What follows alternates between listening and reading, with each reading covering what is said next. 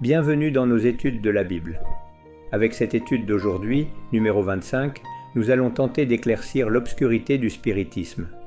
Hier, nous avons terminé d'éclaircir l'existence maléfique de Satanas. Aujourd'hui, nous allons voir en quoi consiste le spiritisme. Mais, avant de commencer cette étude, je voudrais faire un petit résumé de ce que nous avons étudié sur Satanas. Beaucoup de personnes se sont demandé « Comment un Dieu d'amour peut-il encore permettre l'existence du péché et de la souffrance ?» Mais Dieu n'a jamais prévu que ce soit ainsi. Dieu n'a créé ni le péché ni la souffrance. À toutes ses créatures, y compris les anges, il a donné la liberté de choisir et l'un de ces anges, le plus grand de tous au ciel, a choisi de se rebeller. Ensuite, nos premiers parents l'ont rejoint dans cette rébellion. Et c'est ainsi que le péché est entré dans notre planète. Satan est en guerre contre Dieu et cherche notre destruction éternelle par ses intrigues, ses tromperies et son pouvoir. La Bible révèle ses plans et ses tromperies. Mais elle révèle aussi un Sauveur, Jésus-Christ, qui nous libérera de Satan. Quand?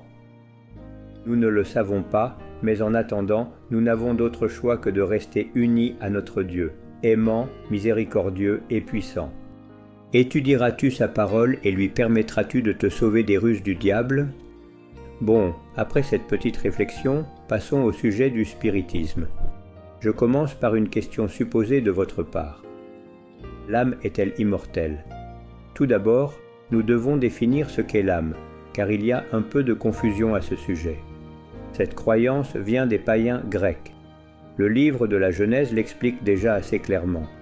Commençons par lire dans ce livre le chapitre 2 et le verset 7 qui dit « Alors l'Éternel Dieu forma l'homme de la poussière de la terre. Il souffla dans ses narines un souffle de vie, et l'homme devint un être vivant. » Cela signifie que l'âme n'est pas l'esprit, comme certains le pensent, mais que l'âme est l'union du corps avec l'esprit. Nous poursuivons nos recherches avec une question supposée.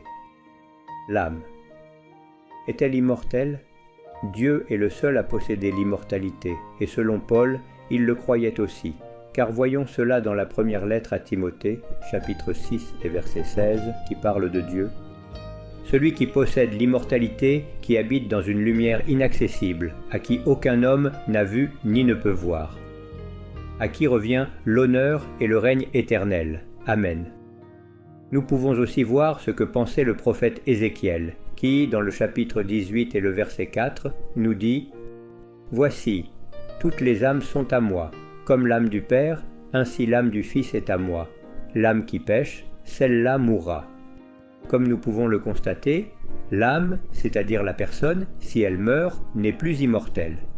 Soit nous suivons le prophète, soit nous croyons aux païens grecs.